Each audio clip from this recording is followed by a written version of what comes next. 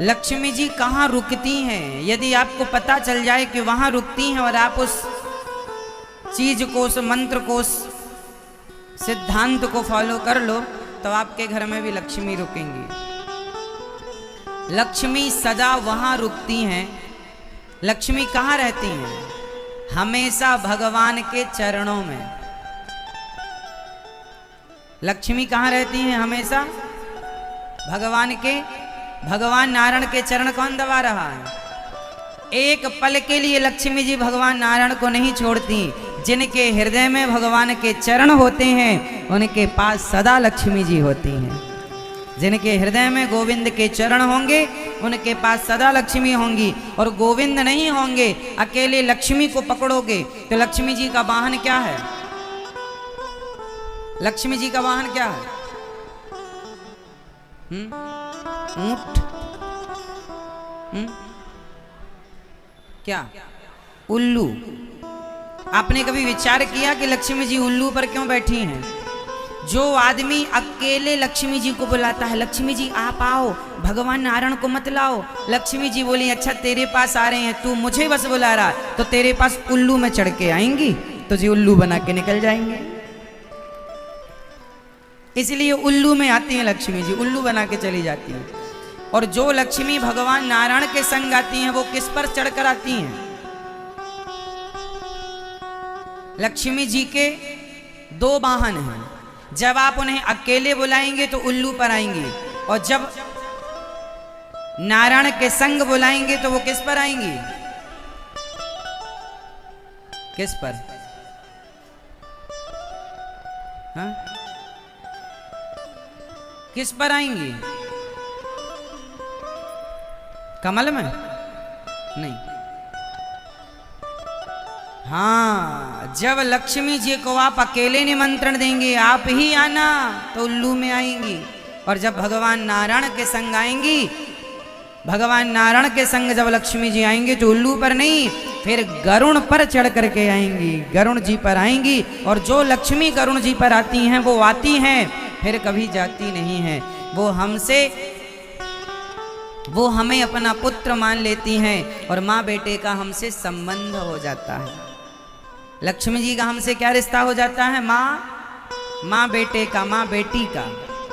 लक्ष्मी हम सबकी कौन है? माँ। इसलिए अकेली माँ को नहीं, पिता को भी बुलाओ ना, त्वमेव माता च पिता त्वमेव। तो लक्ष्मी जी सदा उनके पास रहती हैं जिनके हृदय में सदा भगवान के चरण रहते हैं। जो हृदय में गोविंद को धारण करता है, लक्ष्मी जी कभी उनको नहीं छोड़ती। जो भगवान को भूल जाता है, लक्ष्मी जी उनको कहती हैं टाटा। इसलिए आप लोग ना लक्ष्मी के पीछे पड़ जाते हैं। लक्ष्मी जी आप आओ, भगवान नारायण से कोई मतलब नहीं है, तो कब तक आएंगे? इसलिए लक्ष्मी तब सफल, जैसे देखो आप लोग भागवत जी करा रहे हैं, यहाँ यजमान भागवत जी के पोथी पाठ कराने आए, 102 यजमान यहाँ आए हैं भागवत जी के पोथी पाठ कराने। जब आप भागवत जी से अपनी लक्ष्मी को, लक्ष्मी मीन्स धन, जब आप अपने धन को भागवत जी से जोड़ते हैं तो भागवत ही भगवान है। जब धन को, लक्ष्मी को नारायण से जोड़ देते हैं तो वो प्रसन्न हो जाती हैं, अब तेरे यहाँ रहेंगे क्योंकि तूने मेरा सदुपयोग किया। जो धन धर्म से जुड़ता है तो लक्ष्मी जी बड़ी प्रसन्न होती हैं। और जब आप धन को, लक्ष्मी हमारी माता है, और आप लक्ष्मी लेकर जाते हो शराब की दुकान में, भैया जरा एक पैक बनाना, एक बोतल देना, तो आप अपनी माँ को शराबी के हाथ में पकड़ा रहे हैं। लक्ष्मी जी नाराज हो जाती, तेरे घर आई थी, तूने मेरा दुरुपयोग किया, शराबी के हाथ पकड़ा दिया, गंजेड़ी के हाथ पकड़ा दिया, जुआड़ी के हाथ पकड़ा दिया। यदि आपने व्यसन किया है, आप जब सिगरेट पीते हैं ना तो आप पैसे से सिगरेट खरीदते हैं, तो लक्ष्मी ही तो है ना वो पैसे के रूप में। तो आपने लक्ष्मी का कहा क्या उपयोग किया? व्यसन के लिए। आप लक्ष्मी कहाँ उड़ा रहे हैं?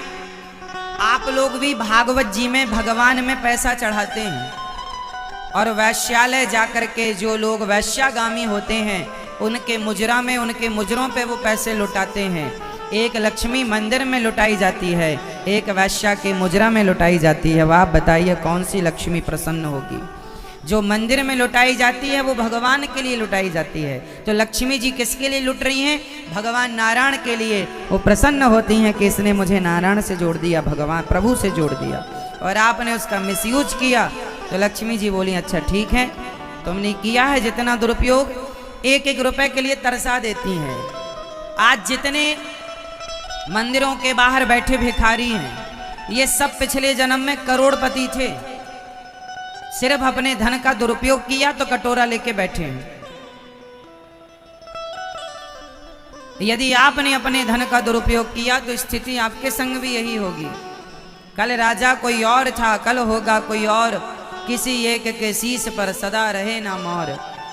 हमेशा समय बदलता है। यदि आपने अपने पद का, पैसे का दुरुपयोग किया तो ईश्वर कोई देखे ना देखे, ईश्वर तो देख रहा है। कर्म दंड भोगने पड़ेंगे। धन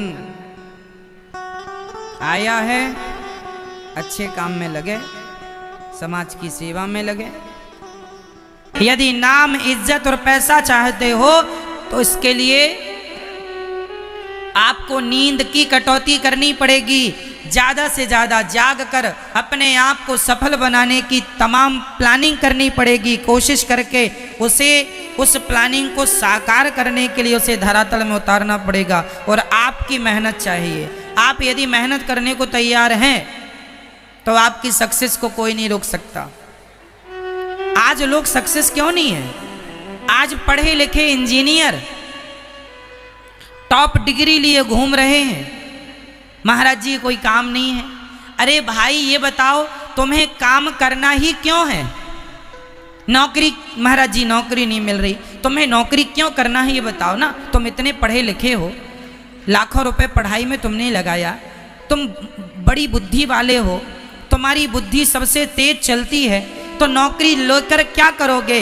अरे नौकरी लेने वाले नहीं, अब तो नौकरी देने वाला बनना है। सबको नौकरियां दीजिए। सक्सेस कैसे मिलेगी आपको? उसके लिए आपको अपने दिमाग की भी एक्सरसाइज करनी पड़ेगी, ये लगाना पड़ेगा। बैठे बैठे देखो रोटियां तो नौकरी करने वालों को मिल ही जाती हैं। जंगल का शेर और सर्कस के शेर दोनों में जरा सा ही अंतर है। सर्कस के शेर को बिना मेहनत की रोटियां मिल जाती हैं, क्योंकि समय पे मालिक आता है, टुकड़े देकर चला जाता है। यह सर्कस का शेर है।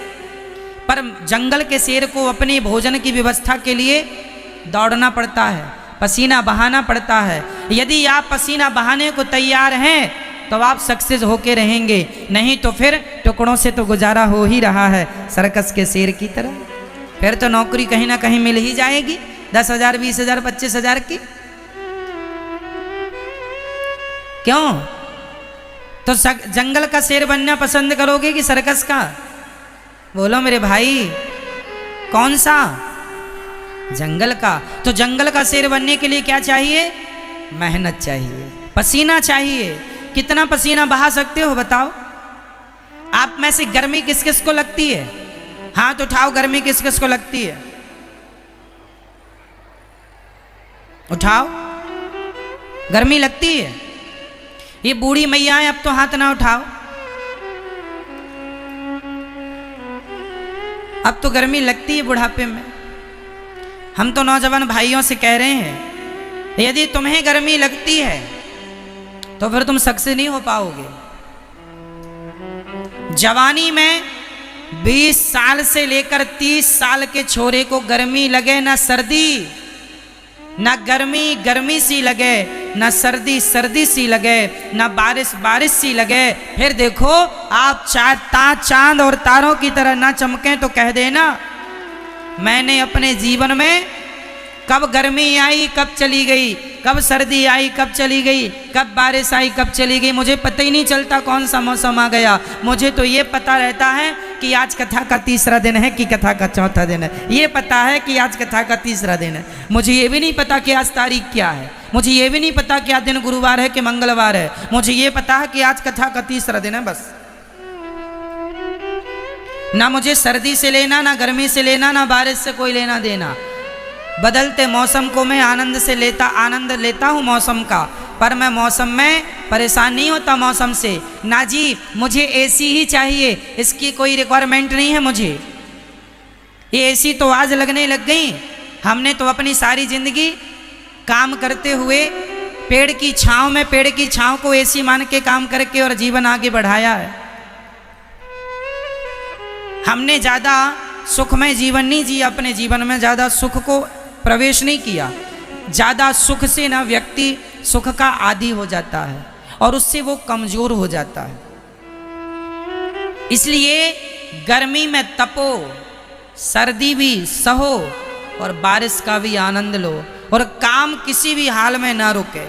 मुझे याद है एक बार हम कथा सुना रहे थे, कहाँ पर, इंदौर और देवास के बीच में क्षिप्रा नदी के किनारे एक गांव है, नाम भी उसका क्षिप्रा ही है।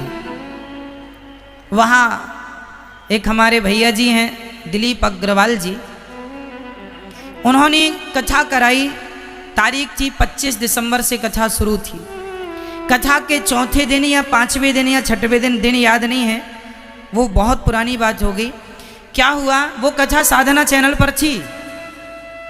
ये बात बहुत साल पुरानी है। कथा थी और पानी भयंकर बरस रहा था। जहां लोगों को बैठना था वहां 1-1 फीट पानी भर गया और कथा का समय हो गया, 3 बज गए, जो भी कथा का समय था कथा।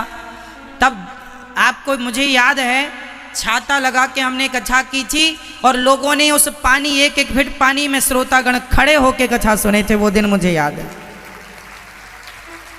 पानी बरसे तो बरसे, हमारे काम को थोड़ी रोक सकता है पानी। कई लोग जरा सी रिमझिम हुई, महाराज पानी बरस रहा, कल आ जाएं, आज नहीं। अरे जानते हो 12 घंटे की कीमत क्या होती है?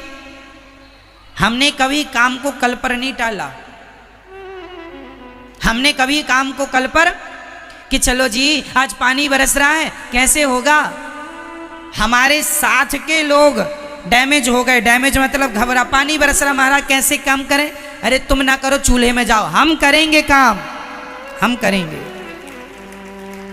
कई लोगों को ना पूरी सुविधा मिले तो ही काम करते हैं, उनकी सुविधा में जरा सा ऊंच नीच हो जाए, अरे महाराज हमें तो पूरी व्यवस्था। हम तो लोगों के यहाँ जब कथा सुनाने जाते थे ऐसी ऐसी व्यवस्थाएं मिलती थी। कई बार तो हमें लोटा लेके शौच करने के लिए बाहर जाना पड़ता था। नहाने वहीं कथा होने वाली थी, वहीं नल लगा था, वहीं नहाना पड़ता, नहा के फिर जाओ, क्योंकि कोई अटैच व्यवस्था नहीं थी। गांव-गांव में कथा सुनाने जाते थे, बिजली की व्यवस्था नहीं थी। गर्मी भयंकर, नव तपा में एक बार हमें याद है कि नव तपा चल रहे थे और एक जगह हम कथा में गए। उन्होंने कहा महाराज जी आपको कथा सुनाने आना है। हम उनका आग्रह टाल ना पाए, कथा सुनाने उनके गांव में गए। उनके गांव में कोई बिजली नहीं और उन्होंने रुकने की व्यवस्था हमारी कहाँ की। वो मंदिर में, मंदिर होता है ना, मंदिर के ऊपर जो ऊपर गुम्बज होती है, तो उनने छत बना रखा था, तो नीचे तो भगवान थे, ऊपर जरा सी गुम्बज निकली थी, मतलब पूरा खड़ा नहीं हो सकता आदमी। वो जरा सी जगह थी, वहां हम लोगों को 5 लोगों को रुकाया एक जगह। वहां मतलब हम पूरे खड़े भी नहीं हो पाते थे, खड़े होए तो वो गुम्बज लगे। वहां रुकने की व्यवस्था की यजमान जी ने, और उस हाल में भी हमने वहां रुककर कभी किसी से कोई शिकायत नहीं की। हम तो ये कह रहे हैं कि हमारे जीवन में भी उतार चढ़ाव के दिन बहुत आए हैं, हमने भी हर परिस्थितियों का सामना किया है। हम ये नहीं कि अब व्यवस्था ऐसी मिलेंगी तो ही काम करेंगे, ना जी, हम तो काम करेंगे, व्यवस्था मिले ना मिले। हम व्यवस्था के पीछे काम नहीं रोकते। कई लोग व्यवस्था ना मिले तो काम रोक देते, नहीं जी, काम काम होगा, व्यवस्थाएं रहें ना रहें, हर स्थिति में हमने काम को महत्व दिया। हमने कभी आराम को महत्व नहीं दिया, हम पूरा दिन काम करते थे। आपको याद होगा पहले हम कथा सुनाने जाते थे तो कथा हम सुनाने 12 बजे बैठ जाते थे। हमें याद है, आज भी वो श्रोता हैं, आज भी वो चीज़ें हैं, बहुत ज़्यादा पुरानी बातें नहीं हैं ये। 12 बजे हम कथा सुनाने बैठते थे और शाम के 7 साढ़े 7 बज जाते थे कथा सुनाते सुनाते। एक आसन पर 12 से 7 बजे तक कथा सुनाई। मुझे अच्छे से याद है, श्रोता भी थे और लोग सुनते थे। 7 घंटे एक आसन पे हमने कथा सुनाई। अब तो 3.5 घंटे सुनाते हैं आपको, लेकिन हमने 7 घंटे 7.5 घंटे सुनाते थे। आज भी वो श्रोता हैं और सुनते थे लोग। तो जीवन में जबकि हमें 3 घंटे कथा सुनाने, अब यजमान को हम चाहे 10 घंटे सुनाए चाहे 3 घंटे सुनाए, वो पैसा तो उतना ही देता, क्यों? लेकिन हमने हमारी श्रद्धा से सुनाई कि भाई हम आपको सुनाएंगे, हम आलस नहीं करेंगे, हम काम चोरी नहीं करेंगे कि आपने हमें 3 घंटे के लिए बुलाया है तो हम 3 घंटे ही काम करें। ना जी, हम अपनी ओर से आपको बेहतर देने की कोशिश करेंगे। हमने कभी काम चोरी नहीं की, हमने कभी काम चोरी नहीं की। जो किया है परफेक्ट किया है। और आपको यही समझाते हैं, सिखाते हैं, व्यवस्थाओं के चक्कर में काम ना बिगाड़ा करो। व्यवस्थाएं मिले ना मिले, काम होना चाहिए। क्यों जी? सही है? बताइए, काम जरूरी है। अब देखो, मैं आपके घर 7 दिन के लिए गया और जरा व्यवस्थाएं कम ज़्यादा हैं, चलेगा। भाई व्यवस्थाओं का क्या है, 7 दिन की ही तो बात है। काम करना है, हम काम करने गए हैं, हम व्यवस्थाएं लेने नहीं गए। इसलिए आप अपने जीवन में ये कसम खाओ, संकल्प लो कि काम को महत्व देंगे। काम को, मैंने भूखे प्यासे काम किया है, बुखार में काम किया है, बीमारी थी तो काम किया है। हमने हर क्या आपको क्या लगता है हमारे जीवन में संकट नहीं आए? संकट तो जितने आपके जीवन में आते हैं उतने ही ये दास के जीवन में आए, पर हमने अपने संकटों को हंस कर के टाल दिया है, हंसते हुए टालते चले गए। हमने संकटों को जीवन में हावी नहीं होने दिया। कई लोगों को जरा सी बुखार है, महाराज जी आज नहीं हो पाएगा काम, बुखार है बुखार। अरे तुम काम नहीं करोगे, बुखार है? हमें तो भयंकर बुखार थी, हमने काम किया, 3.5 घंटे 4 घंटे कथाएं सुनाई, काम बराबर किया। तो जीवन में ये लिखा है, निद्रया ह्रियते नक्तम व्यवायेन चवावयः दिवाचार्थे हया राजन कुटुंब भरणेन वा। हमारी पढ़ाई के समय जब हम पढ़ने वृंदावन आए तो हमारे पास कोई बहुत सारी व्यवस्थाएं नहीं थी, सुविधाएं नहीं थी। हमें पढ़ने के लिए 3 किलोमीटर पैदल जाना पड़ता था, 3 किलोमीटर पैदल, तब जाके विद्यालय मिलता था। सबके पास साइकिल थी, हमारे पास साइकिल नहीं थी। तब हम 2 दोस्तों ने मिलकर के 250 रुपये जोड़ करके और 500 रुपये की पुरानी साइकिल खरीदी और फिर पढ़ने जाते थे। साइकिल नहीं थी, गौशाला में जाके गोबर उठाते थे, खेत में जाके फसल काटते थे, आश्रमों में पोंछा लगाते थे, रोटी बनाते थे, 1 कुंटल आटे की रोटी बनाते थे। 1 कुंटल, जानते हैं? 1 कुंटल आटे की रोटी बनाते थे। जैसे पत्नी सबको परोस के फिर खाती है, ऐसे सब 100-200 लोगों को खिला के खाते थे और इसके साथ फिर पढ़ाई भी करते थे। ऐसी पढ़ाई, आपके जैसे आज के बच्चों को तो सब सुविधाएं हैं, कंप्यूटर भी है, सारी बुकें हैं। हमारे पास तो पुस्तकें, बुक खरीदने के भी पैसे नहीं होते थे। दूसरों की पुस्तकें मांग मांग के पढ़ते थे, भाई सब जरा दे दो, पढ़ के वापस कर देंगे। ऐसी स्थिति में पढ़ाई की है। तो पढ़ाई करके हमारे समय पर तो हम तो प्राइवेट स्कूल में नहीं पढ़ पाए, सरकारी स्कूल में पढ़ते थे। क्यों? क्योंकि प्राइवेट में पैसे लगते थे। और पैसा कितना? हमारे गांव में, गांव के पास में शहर था, छोटा सा कस्बा, वहाँ पे 20-30 रुपये महीने की फीस लगती थी प्राइवेट स्कूलों में, 30 रुपये महीना। तो 30 रुपये भी हम लोग नहीं दे पाते थे। हमारे सारे दोस्त प्राइवेट स्कूल में पढ़ते थे। बाद में फिर हम बहुत जब कहे पिताजी से, तब पिताजी ने कोई व्यवस्था की होगी, तब उन्होंने नाम लिखाया और बाद में फिर हमने प्राइवेट स्कूल में बाद में पढ़े।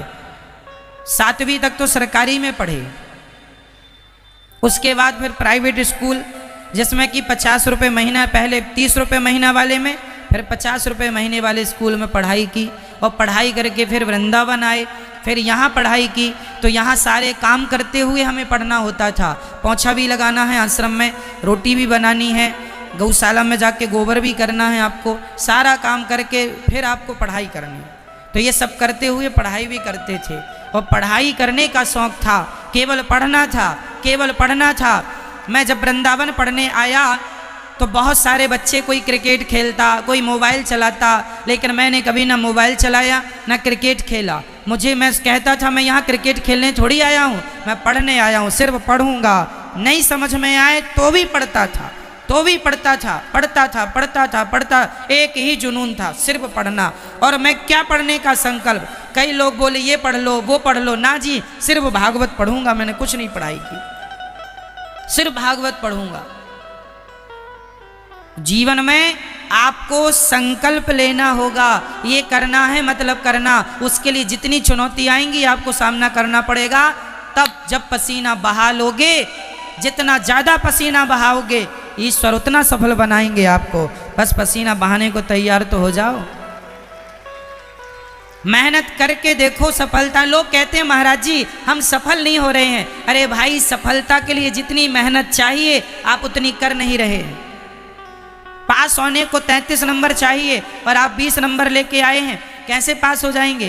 पास होने को कम से कम 33 तो लाओ, डिवीजन बनाने हैं तो और ज़्यादा लाओ, कम से कम 33 तो लाओ।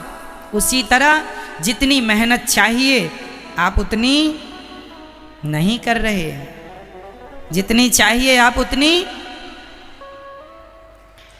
हम लोगों ने ट्रेनों में यात्राएं की हैं, भरी भरी ट्रेनें चलती थी, रिजर्वेशन नहीं मिलता था, जाना था तो जर्नल डिब्बे में। अरे जर्नल तो छोड़ दो, जर्नल डिब्बे की टॉयलेट लेट बात में भी बैठ बैठ के घुस घुस के वहाँ यात्राएं की, क्योंकि वहाँ मंजिल तक पहुँचना है। अब पहुँचना है, अब कहे नहीं जी ट्रेन की टिकट नहीं मिल रही है, अब तो नहीं आ सकते। नहीं जी आएंगे, आप भरोसा रखना। जिसने बोला कि गुरुजी आपको इस तारीख को कथा में आना है, हाँ जी आपने विश्वास किया है, टिकट भले ना मिले, खड़े हो के यात्राएं की, ट्रेनों में रात रात की, पर यात्राएं की हैं और अपने लक्ष्य तक पहुँचे हैं। हमने सुविधाएं नहीं देखी कि जीवन में सुख क्या होता है। सुख को चक्कर में पड़ते तो जीवन में काम ना कर पाते। क्यों जी? सुख को देखते कि हमें एसी की टिकट मिले तभी हम यात्रा करेंगे, फ्लाइट की टिकट मिले तो ये, ना जी हम तो जर्नल में भी, और जर्नल के डिब्बे में अंदर जो टॉयलेट के डिब्बे होते हैं, भरी जब होती है ट्रेन तो आपने देखा वो सब पैक होते हैं। बस हम भी एक बार वहीं पैक थे और यात्राएं की हमने। तो जीवन में आपको मेहनत करनी पड़ेगी।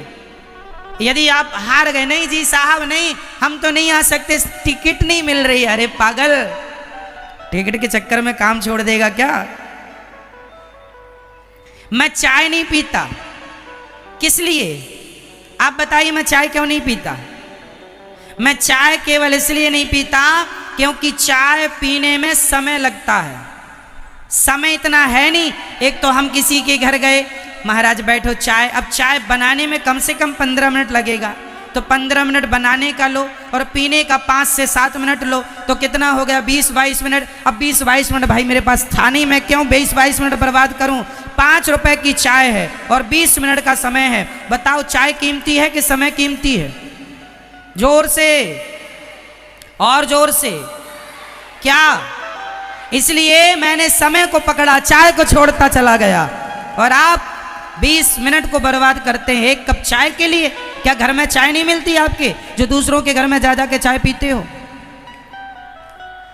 और आप लोग समय बर्बाद करते हो, अपना भी और दूसरों का भी।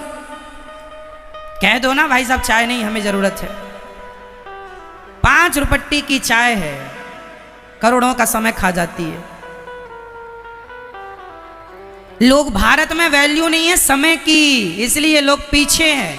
काश आपने समय को महत्व दिया होता और अपने आप को आगे बढ़ाने की सारी कोशिशें की होती तो आप बहुत सक्सेसफुल होते, बहुत सक्सेस होते आप।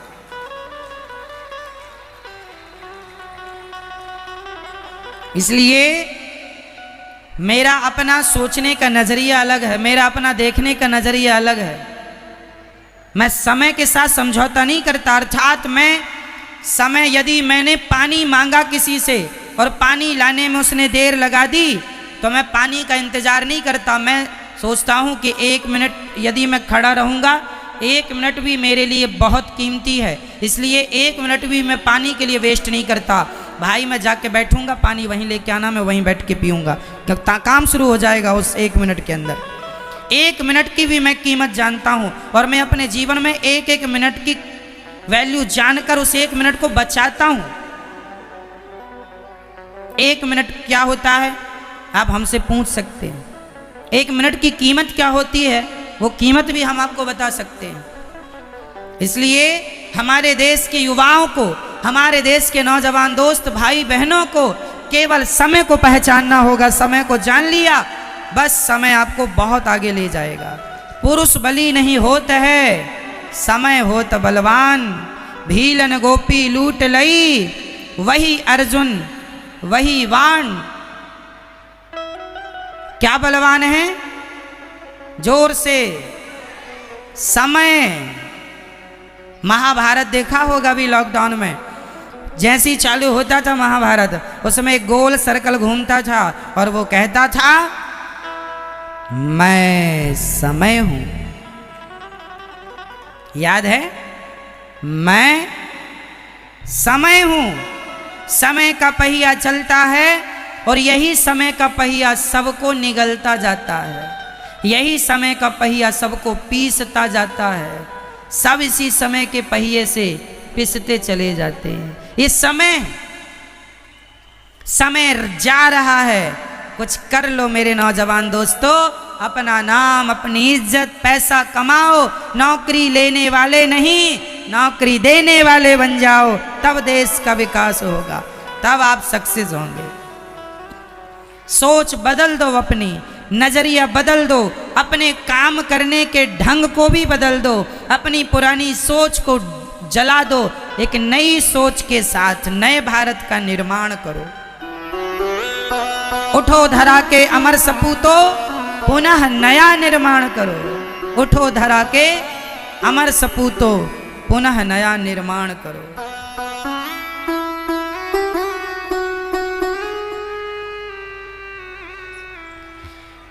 अकबर और महाराणा प्रताप की लड़ाई हुई हल्दी घाटी में। कहते हैं अकबर की सेना में दम था। अकबर की सेना थी 80,000 और महाराणा प्रताप की सेना थी 15,000। कहते हैं अकबर की सेना में दम था, तो सुन लो, यदि अकबर की सेना में दम था तो महाराणा प्रताप के सीने में दम था। युद्ध सेना से नहीं, सीने से जीते जाते हैं, यहां से जीते जाते हैं। महाराणा प्रताप कभी हारे नहीं और महाराणा प्रताप से वो दुष्ट राजा कभी जीते नहीं। आपकी सेना कितनी भी हो, क्या फर्क पड़ता है? आपका सीना कितना बड़ा। सीना मतलब आपका दिल, सीना मतलब आपका दिल। दिल कितना बड़ा है। औरंगजेब की सेना 1 मिलियन 10 लाख लोग थे उसकी सेना में, औरंगजेब की सेना। और तब गुरु गोविंद सिंह जी, उनकी सेना में सिर्फ 40 लोग थे। कितने लोग थे? ये इतिहास बोल रहा हूं, मिथ्या नहीं कह रहा। इन पर पिक्चर बन चुकी हैं। गुरु गोविंद देव जी की सेना में कितने लोग थे? 40 लोग थे ओनली।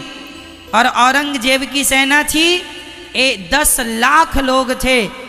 10 लाख लोगों से 40 लोगों को लड़ना था।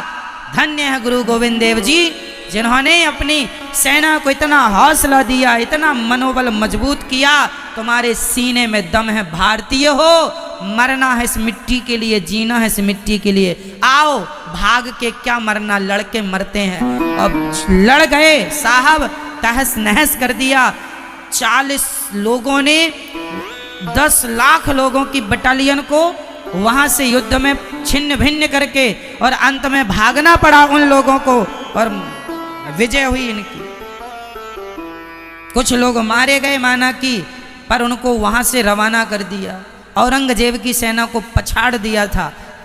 इसलिए मेरी माँ, कभी ये ना कहा करो, नौजवान दोस्तों, आप कभी ये ना सोचा करो कि ये काम आप नहीं कर सकते। Nothing is impossible, everything is possible. इस सृष्टि में, संसार में ऐसा कोई काम नहीं है जो मेरे नौजवान दोस्त भाई बहन ना कर सकें। सारे काम आपके लिए ही हैं, आपको उन कामों को करना है और अपने देश को आगे बढ़ाना। कोई काम नहीं है ऐसा जो मेरे देश का नौजवान भाई ना कर सके। सब कर सकते हो आप लोग। कल्पना चावला अंतरिक्ष में पांव रख सकती है, अर्थात अंतरिक्ष में पहुंच जाती है, तो आप क्यों नहीं कर सकते? सब कर सकते हैं। करने का क्या होना चाहिए, बोल के बताओ। क्या? जुनून। क्या होना चाहिए? जुनून होना चाहिए। कर गुजरने का करेंगे, हम जिएंगे और मरेंगे ऐ वतन तेरे लिए। दिल दिया है, जान भी देंगे ऐ वतन। आप में से कितने लोग भारत माता की सेवा करना चाहते हैं? हाथ उठा के बताओ। आप लोग भारत माता की सेवा करना चाहते हैं? यदि देश की सेवा करना चाहते हो सच्चे मन से, तो आप खूब पैसा कमाइए, और आप जब धन से बड़े बनेंगे, आपकी आर्थिक स्थिति अच्छी होगी, तो मेरा देश भी आर्थिक रूप से मजबूत हो जाएगा। आपकी सफलता में ही देश की सफलता है। हाँ या ना? हाँ या ना? भाई, आप पैसे वाले होंगे तब तो देश को आप टैक्स देंगे, और जब सरकार को टैक्स देंगे तो सरकार भी मजबूत होगी। तो सरकार को मजबूत होने के लिए देश के आम नागरिक को मजबूत होना चाहिए। और आम आदमी मजबूत किससे होगा, ये कौन बताएगा? आम आदमी मजबूत किससे होगा? जोर से मेरे भाई बोलो। मेहनत से। किससे? मेहनत से, लगन से, जुनून से। नौकरी लेना नहीं है, नौकरी लेना नहीं, नौकरी। जब आप मजबूत होंगे, देश का आम व्यक्ति मजबूत होगा, तब जाकर के मेरा देश मजबूत होगा। भारत माता की ये जय जयकार सदा मेरे देश की होती रहे। उसके लिए मेरा देश, मेरे देश की माँ, बहन, बेटी, भाई, सारे लोगों को स्ट्रांग होना पड़ेगा।